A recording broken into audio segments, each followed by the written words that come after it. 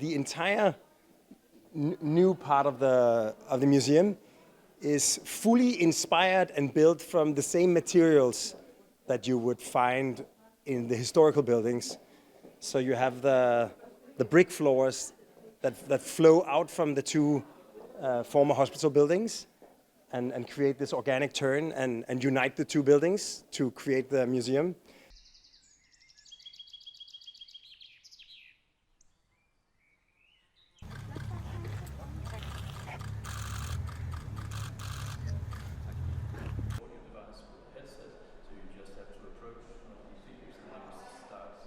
Well, there are two main stories in the museum. There's, of course, the story about the German refugees coming here in the end of World War II, 250,000, the biggest amount of refugees we ever received. That's one story. The other story is about refugees, about flight and refugees through the last 100 years coming to Denmark.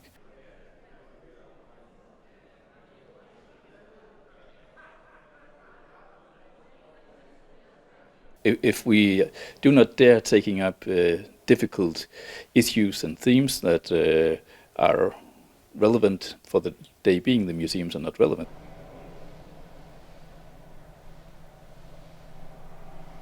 I hope the visitors will get a broader understanding of why people flee, how they flee, and how it affects people to have been refugees.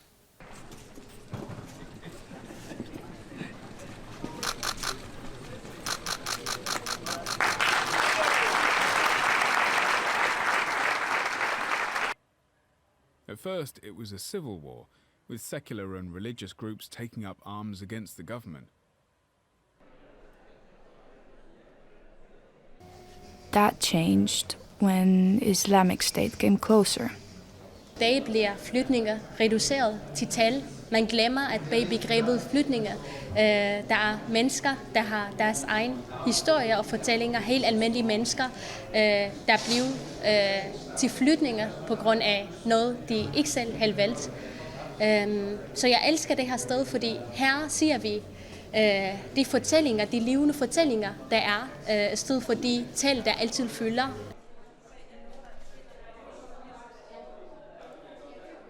It was a city with living quarters, big barracks for living. There were big kitchens, there were theaters, schools, cinemas, there was a mayor's office, there was police station, there was a fire station. There was all the functions you would imagine to find in a big city.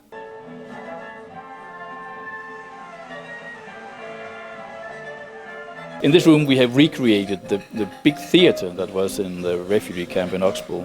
There was a huge theater with 850 seats that had 4 shows, gave 4 shows every day.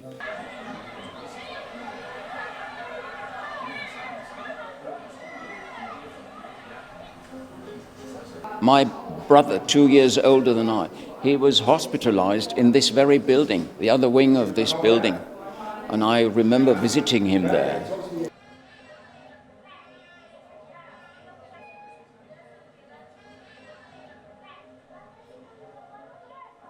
Well, it was good for us because the refugees were looked after, they were taken care of, they had accommodation, they found a safe place where they could live and contemplate how to start a new life after the total collapse of the Third Reich.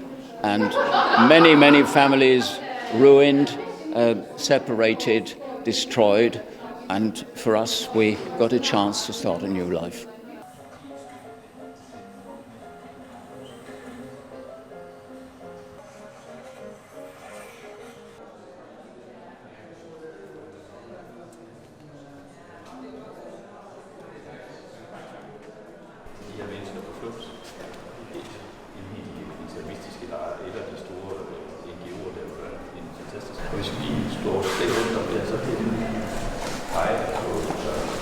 Og jeg har fulgt det på afstand, mens det blev til.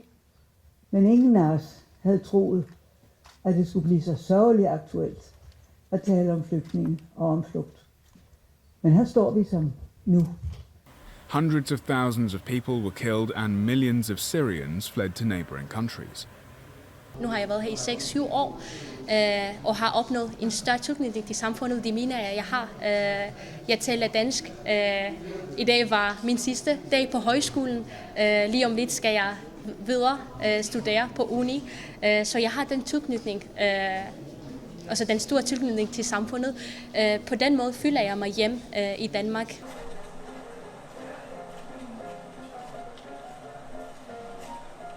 Well, this exhibition very much points to the personal memories of the refugees. So it's very intense, very emotional.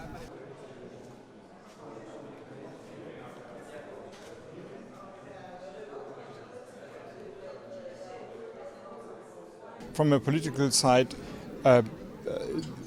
all the questions of refugees is very, very complicated. From the personal side, it is very, very easy. We have to stop the wars and we have to help the people.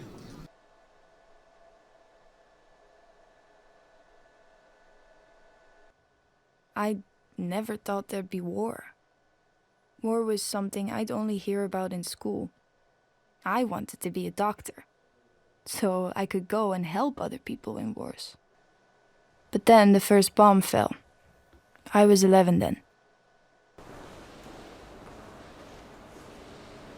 But a great way to preserve buildings is to find ways to blow new life into them and to deliver new relevance.